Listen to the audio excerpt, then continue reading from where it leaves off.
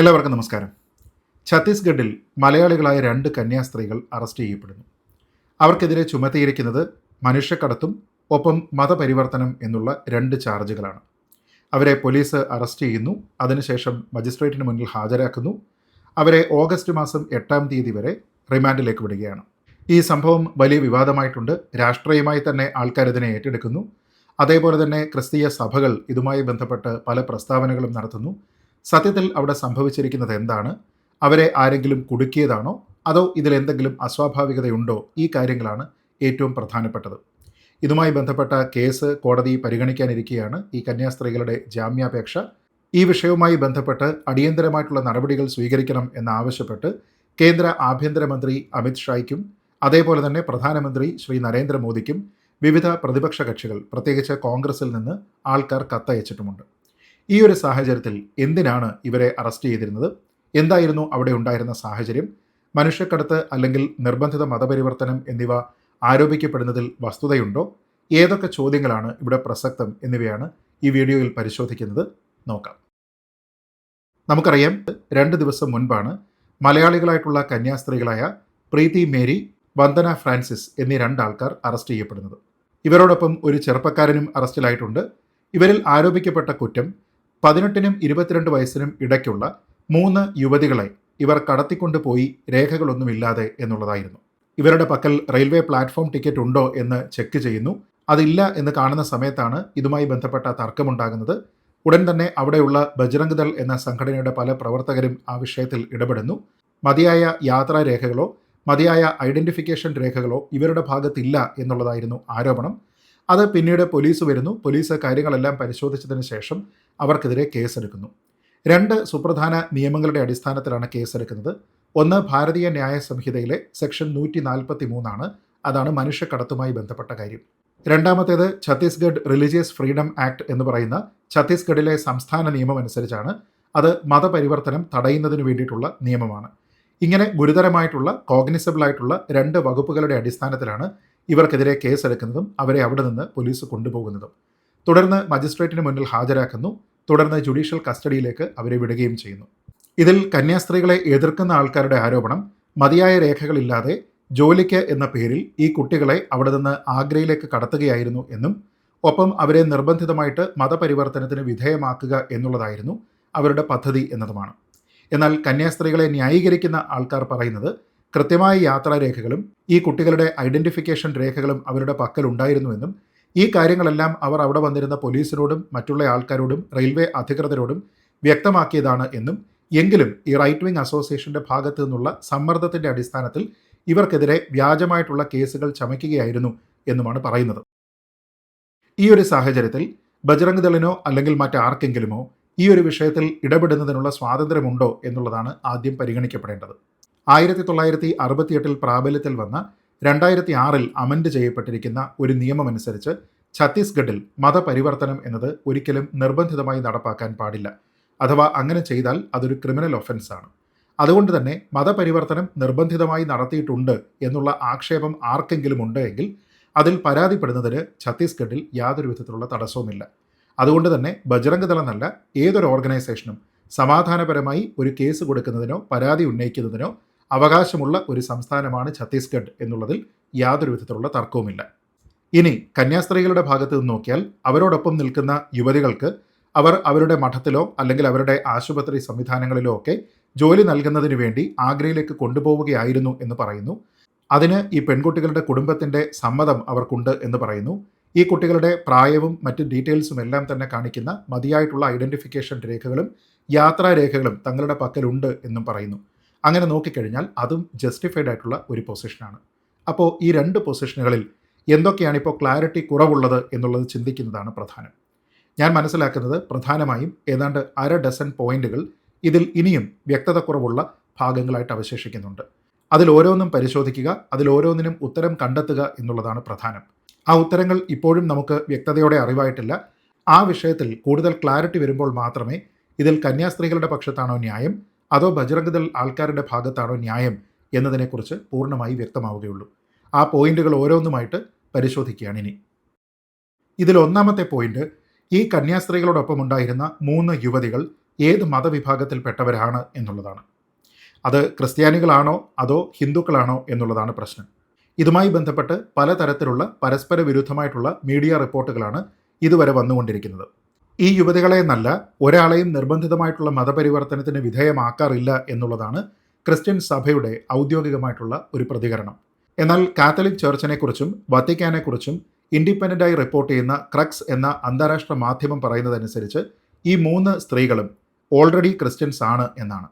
അതായത് അവർ മറ്റേതെങ്കിലും ഒരു വിശ്വാസത്തിലുള്ള ആൾക്കാരല്ല, അവർ ക്രിസ്ത്യാനികൾ തന്നെയാണ് എന്നാണ് പറയുന്നത്. അപ്പോൾ ഇവിടെയുള്ള പ്രധാനപ്പെട്ട വിഷയം, ഇവർ ക്രിസ്ത്യാനികളാണോ അല്ലയോ എന്ന കാര്യത്തിൽ പോലും കൃത്യമായിട്ടുള്ള ഒരു ക്ലാരിറ്റി ഇല്ല എന്നുള്ളതാണ്. അങ്ങനെ അവർ നിർബന്ധിത മതപരിവർത്തനത്തിന് വിധേയരായിട്ടുണ്ട് എന്ന തരത്തിലുള്ള എന്തെങ്കിലും തെളിവ് പ്രൊഡ്യൂസ് ചെയ്യാനായിട്ട് ബജ്റംഗ് ദളിന് കഴിയുന്നുണ്ടോ എന്നുള്ളതാണ് പ്രസക്തമായ ചോദ്യം. ഇനി ഇവർ ഹിന്ദുക്കളോ ക്രിസ്ത്യാനികളല്ലാത്ത മറ്റേതെങ്കിലും മതവിഭാഗത്തിൽ പെടുന്ന ആൾക്കാരോ ആണ് എങ്കിൽ അവരെ നിർബന്ധിത മതപരിവർത്തനത്തിന് വിധേയമാക്കുകയായിരുന്നു ഈ കന്യാസ്ത്രീകളുടെ ലക്ഷ്യം എന്ന് ബജ്റംഗ് ദൾ തെളിയിക്കേണ്ടിയും വരും. അങ്ങനെയുള്ള ഒരു സാഹചര്യം ഇവിടെ നമുക്ക് കാണാനായിട്ട് സാധിക്കുന്നില്ല. അതുകൊണ്ട് തന്നെ ഇവരുടെ റിലീജിയസ് ഐഡൻറ്റിറ്റി എന്താണ് എന്ന കാര്യത്തിനെക്കുറിച്ച് ഇപ്പോഴും വ്യക്തതയില്ല എന്നുള്ളതാണ് ഒന്നാമത്തെ കാര്യം. രണ്ടാമത്തെ കാര്യം മനുഷ്യക്കടത്ത് അല്ലെങ്കിൽ ഹ്യൂമൻ ട്രാഫിക്കിങ്ങുമായി ബന്ധപ്പെട്ടതാണ്. ജോലി സംബന്ധമായി ആഗ്രയിലേക്ക് കൊണ്ടുപോകുന്നതിന് ഈ 3 പെൺകുട്ടികളുടെയും കുടുംബാംഗങ്ങളുടെ സമ്മതമുണ്ടായിരുന്നു എന്നുള്ളതാണ് ഔദ്യോഗികമായിട്ട് ഈ കന്യാസ്ത്രീമാരുടെ ഭാഗത്തു നിന്നുള്ള പക്ഷം. എന്നാൽ ഇതുമായി ബന്ധപ്പെട്ടും വിഭിന്നമായിട്ടുള്ള മാധ്യമ റിപ്പോർട്ടുകൾ വന്നിട്ടുണ്ട്. ഇതിൽ നമ്മുടെ നാട്ടിൽ നിന്നുള്ള മാധ്യമമായ മാതൃഭൂമി റിപ്പോർട്ട് ചെയ്തത് ഈ 3 പെൺകുട്ടികളിൽ ഒരാൾ അവിടെ തന്നെ നിർബന്ധിതമായി പിടിച്ചുകൊണ്ട് പോവുകയാണ് എന്ന് പറഞ്ഞു എന്നാണ്. തന്നെയുമല്ല, ഇതുമായി ബന്ധപ്പെട്ട് വന്നിരിക്കുന്ന മറ്റൊരു ഇംഗ്ലീഷ് റിപ്പോർട്ട് അനുസരിച്ച് ഈ പെൺകുട്ടികളിൽ ഒരാളിൻ്റെ കുടുംബത്തിൽ നിന്ന് അറിയാൻ കഴിഞ്ഞത് ഈ കുട്ടികൾ മിസ്സിംഗ് ആണ് എന്നും അതുമായി ബന്ധപ്പെട്ട് അവർ ഔദ്യോഗികമായിട്ട് പരാതി കൊടുക്കാൻ തുടങ്ങുകയായിരുന്നു എന്നും ഈ കുട്ടികളുമായി ബന്ധപ്പെട്ട് അന്വേഷണം നടത്തുകയാണ് എന്നുമായിരുന്നു. അങ്ങനെയാണ് എങ്കിൽ ഇതിലൊരു പ്രശ്നമുണ്ട്. ഇതിലേതെങ്കിലും ശരിയാണ് എങ്കിൽ, അതായത് കുട്ടികൾ മിസ്സിംഗ് ആണ് എന്ന് കരുതി വീട്ടുകാർ അന്വേഷിക്കുകയായിരുന്നെങ്കിലോ ഏതെങ്കിലും ഒരു കുട്ടിയുടെ സമ്മതമില്ലാതെയാണ് അതിനെ ഒപ്പം കൂട്ടിയിരുന്നത് എങ്കിലോ ഈ കന്യാസ്ത്രീമാർ ചെയ്തിരുന്നത് തെറ്റാണ് എന്ന് സമർത്ഥിക്കാം. അതുകൊണ്ട് തന്നെ ഇവിടെ പ്രസക്തമാകുന്ന 2 കാര്യങ്ങളുണ്ട്. ഇവരെല്ലാവരും 18 വയസ്സിന് മുകളിൽ പ്രായമുള്ള ആൾക്കാരാണ് എങ്കിൽ അവരുടെ സ്വന്തമായിട്ടുള്ള ഇഷ്ടത്തിൻ്റെ അടിസ്ഥാനത്തിലാണോ ഇവർ ഈ കന്യാസ്ത്രീകളുടെ കൂടെ പോയത് എന്നുള്ള ഒരു ചോദ്യമുണ്ട്.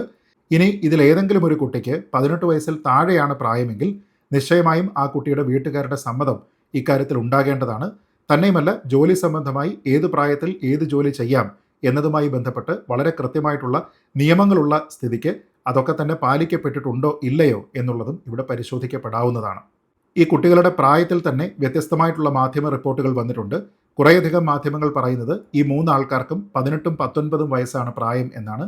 എന്നാൽ ചില മാധ്യമങ്ങൾ, പ്രത്യേകിച്ച് ഇംഗ്ലീഷ് മാധ്യമങ്ങൾ റിപ്പോർട്ട് ചെയ്യുന്നത് ഇവർക്ക് 18നും 22നും ഇടയ്ക്കാണ് പ്രായം എന്നാണ്.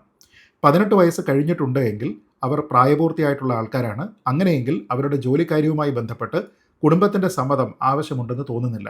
പക്ഷേ ഇവർക്ക് പൂർണ്ണമായിട്ടും അവരെ കൊണ്ടുപോകുന്നതിനും ഏത് ജോലിയാണോ അവർക്ക് തരപ്പെടുത്തി കൊടുത്തിരിക്കുന്നത് അത് ചെയ്യാൻ സമ്മതമുണ്ട് എന്നതിനെക്കുറിച്ചുള്ള സന്നദ്ധത അവരറിയിച്ചിരിക്കണം എന്നുള്ളത് പ്രധാനമാണ്. അടുത്തത്, ഈ കുട്ടികളുടെ ഐഡൻറ്റിറ്റി രേഖകൾ അവിടെ ഉണ്ടായിരുന്നോ ഇല്ലയോ എന്നതുമായി ബന്ധപ്പെട്ട പ്രശ്നമാണ്. ഐഡൻറ്റിറ്റി ഡോക്യുമെൻറ്റുകൾ അവിടെ ഉണ്ട് എങ്കിൽ മാത്രമേ അവരുടെ പേര് എന്താണെന്ന് അറിയുകയുള്ളൂ, അവരുടെ പ്രായം എന്താണ് എന്നറിയുകയുള്ളൂ. തന്നെയുമല്ല, ട്രെയിനിൽ യാത്ര ചെയ്യുന്ന സമയത്ത് നിശ്ചയമായും ഐഡൻറ്റിറ്റി കാർഡ് ഒപ്പം ഉണ്ടായിരിക്കേണ്ടതാണ്. സാധാരണഗതിയിൽ ആൾക്കാരെല്ലാവരും ഇതിലുപയോഗിക്കുന്നത് ആധാർ കാർഡാണ്. എന്നാൽ ഇവിടെ പുറത്തു വന്നിരിക്കുന്ന മാധ്യമ റിപ്പോർട്ടുകളിൽ ഈ കാര്യത്തിലും വ്യത്യസ്തമായിട്ടുള്ള അഭിപ്രായങ്ങളാണുള്ളത്. കുറേയധികം മാധ്യമങ്ങൾ റിപ്പോർട്ട് ചെയ്യുന്നത് ഇവരുടെ പക്കൽ ഐഡൻറ്റിറ്റി ഡോക്യുമെൻറ്റുകൾ ഉണ്ടായിരുന്നില്ല എന്നാണ്. ഈ പ്ലാറ്റ്ഫോം ടിക്കറ്റ് ഇല്ല എന്നതിൻ്റെ പേരിൽ അവരുടെ ഐഡൻറ്റിറ്റി ഡോക്യുമെൻറ്റുകൾ പരിശോധിക്കാനായി TTE വരുമ്പോൾ അതൊന്നും തന്നെ അവിടെ കൊടുത്തില്ല എന്നാണ് കുറേയധികം റിപ്പോർട്ടുകൾ പറയുന്നത്. എന്നാൽ ചില റിപ്പോർട്ടുകളിൽ പറയുന്നത് കന്യാസ്ത്രീകളുടെ പക്കൽ ഈ കുടുംബാംഗങ്ങളുടെ സമ്മതത്തോടൊപ്പം തന്നെ ഈ കുട്ടികളുടെ ഐഡൻറ്റിറ്റി ഡോക്യുമെൻറ്റുകളും ഉണ്ടായിരുന്നു എന്നാണ്. അതുകൊണ്ട് തന്നെ ഈ ഐഡൻറ്റിറ്റി ഡോക്യുമെൻറ്റുകളുമായി ബന്ധപ്പെട്ട തർക്കം അവിടെ തന്നെ അനിശ്ചിതമായി നിലനിൽക്കുകയാണ്. ഈ കാര്യത്തിലും ഐഡൻറ്റിറ്റി കാർഡ് ഉണ്ടായിരുന്നോ, അതില്ലാതെ യാത്ര ചെയ്യുന്നതിന് വേണ്ടി ശ്രമിച്ചോ, അങ്ങനെ ഉണ്ട് എങ്കിൽ അതിൻ്റെ സാഹചര്യം എന്തായിരുന്നു, ഈ കാര്യങ്ങളെപ്പറ്റി കൂടി വ്യക്തതയുണ്ടാകേണ്ടതാണ്. ചുരുക്കി പറഞ്ഞാൽ, ഇവർ ഏത് മതവിഭാഗത്തിൽപ്പെടുന്നു, അവരുടെ പ്രായം എത്രയാണ്, അവരുടെ കൺസെൻറ്റ് ഈ യാത്രയ്ക്കും ജോലിക്കും ഉണ്ടോ, അവരുടെ കുടുംബാംഗങ്ങൾക്ക് ഇവരുടെ യാത്രയെക്കുറിച്ച് അറിവുണ്ടായിരുന്നോ, സമ്മതമുണ്ടായിരുന്നോ, ഇവരിൽ ഒരാൾ തന്നെ അനുവാദമില്ലാതെ കൊണ്ടുപോകാനുള്ള ശ്രമമാണ് നടക്കുന്നത് എന്ന് പറഞ്ഞിട്ടുണ്ടോ, ഇതിൽ ആരുടെയെങ്കിലും കുടുംബാംഗങ്ങൾ ആ കുട്ടിയെ മിസ്സിംഗ് ആണ് എന്നതിൻ്റെ പേരിൽ അന്വേഷിച്ചു വരികയാണ് എന്ന് പറഞ്ഞിട്ടുണ്ടോ, തുടങ്ങിയ കാര്യങ്ങളെല്ലാം തന്നെ ഇവിടെ പ്രസക്തമാണ്.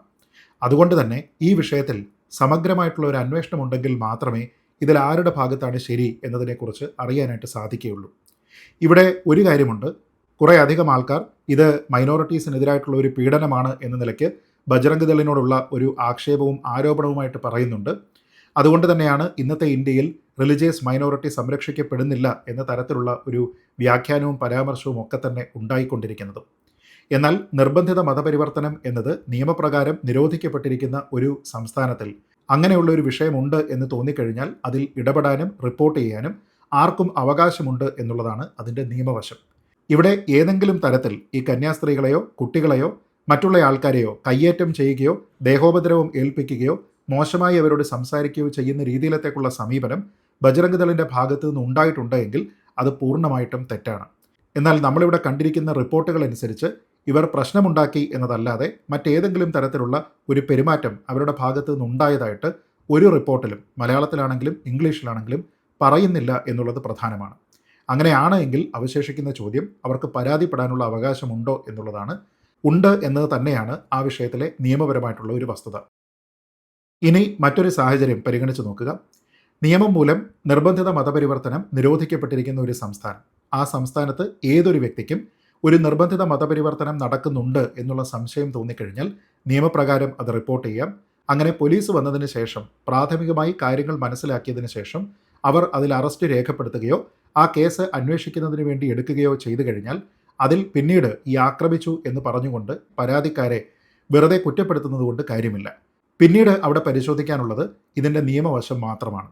അതായത് ഈ കേസിൽ ആരോപിക്കപ്പെടുന്നത് പോലെ മനുഷ്യക്കടത്ത്, അതേപോലെ തന്നെ നിർബന്ധിത മതപരിവർത്തനം, ഈ രണ്ട് കാര്യങ്ങൾ അവിടെ നിലനിൽക്കുന്നതാണോ അല്ലയോ എന്നുള്ളതാണ്. അതാണ് എന്ന് വന്നാൽ ഈ ബജ്രംഗ് ദളിൻ്റെ ആരോപണം ശരിയാണ് എന്ന് വരും. അതല്ല എന്ന് വന്നാൽ ഈ കന്യാസ്ത്രീകളുടെ പക്ഷം ശരിയാണ് എന്ന് വരും. കന്യാസ്ത്രീകളുടെ പക്ഷമാണ് ശരി എന്ന് തെളിയിക്കപ്പെടുകയാണെങ്കിൽ നിശ്ചയമായിട്ടും നമ്മൾ ഈ പറയുന്ന തരത്തിലുള്ള മൈനോറിറ്റീസിനെതിരായിട്ടുള്ള അതിക്രമം എന്ന രീതിയിലത്തേക്ക് അതിനെ വ്യാഖ്യാനിക്കാവുന്നതുമാണ്. എങ്കിലും നിലവിൽ അത് ഒരു നിയമപ്രശ്നം എന്ന നിലയ്ക്ക് കോടതിയുടെ പരിഗണനയിലുള്ള ഒരു വിഷയമാണ്. ഛത്തീസ്ഗഡിൽ ഇതിനു മുമ്പും ഇങ്ങനെ നിർബന്ധിത മതപരിവർത്തനത്തിൻ്റെ പേരിലോ അല്ലെങ്കിൽ മനുഷ്യക്കടത്ത് എന്നതിൻ്റെ പേരിലോ ആരോപണങ്ങൾ ഉണ്ടായിട്ടുണ്ട്. അതുമായി ബന്ധപ്പെട്ടിട്ടൊക്കെ തന്നെ പോലീസ് കേസെടുക്കുന്ന സാഹചര്യവും ഉണ്ടായിട്ടുണ്ട്. അതുകൊണ്ട് തന്നെ ഈ വിഷയത്തിൽ നമ്മൾ ഈ പറഞ്ഞിരിക്കുന്ന ഏതാണ്ട് ഒരു 5-6 പോയിന്റുകൾ എന്താണ് നിയമപരമായിട്ട് അതിൻ്റെ ശരിയായിട്ടുള്ള വശം എന്നതിനെക്കുറിച്ച് വളരെ കൃത്യമായിട്ടുള്ള ഒരു കണ്ടെത്തൽ ഇവിടെ പോലീസിൻ്റെ ഭാഗത്തു നിന്നും കോടതിയുടെ ഭാഗത്തു നിന്നും ഉണ്ടാവുക എന്നുള്ളത് പ്രധാനമാണ്. അതുകൊണ്ട് തന്നെ ഈ വിഷയത്തിൽ നിലവിൽ ഒരാളിൻ്റെയും പക്ഷം ചേരാതെ അതിൻ്റെ നീതിയും നിയമവും ഏതു വഴിക്കാണ് പോകുന്നത് എന്നതിനെ കാത്തിരുന്ന് കാണുക എന്നുള്ളതാണ് ഏറ്റവും ശരിയായിട്ടുള്ള നടപടി.